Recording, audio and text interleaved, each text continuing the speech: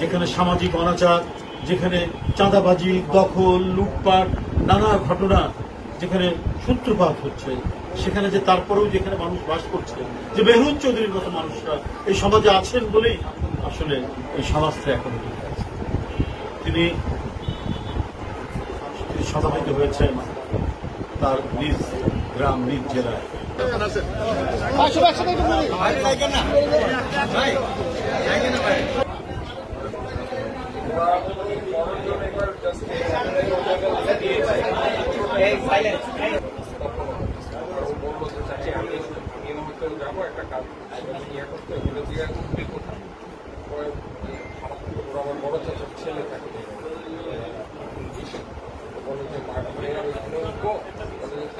নিজের জীবনকে তুচ্ছ করে শিশু বাচ্চাদেরকে বাঁচানোর যে মহিমান্বিত দৃষ্টান্ত,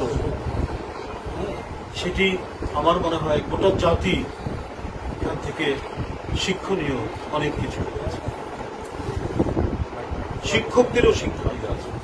একজন শিক্ষকের কাছে তার ছাত্রছাত্রীরা যে সন্তানের চাইতেও অনেক বড়, সেটার দৃষ্টান্ত দেখিয়ে গিয়েছেন।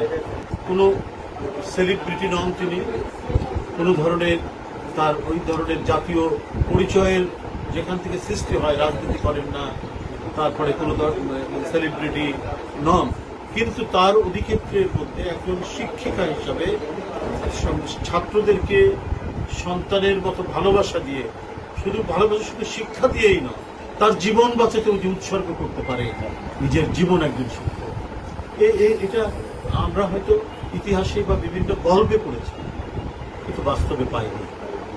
মেহরুন চৌধুরী আমাদের কাছে সেই দৃষ্টান্ত রেখে গেছে। মেহরুন চৌধুরীর মতো এই দৃষ্টান্ত এবং এই গুণাবলী সম্পন্ন শিক্ষকের আরো যদি প্রসার ঘটত, তাহলে এই হানাহানি এখন হয়তো আমাদের কাছে নেই।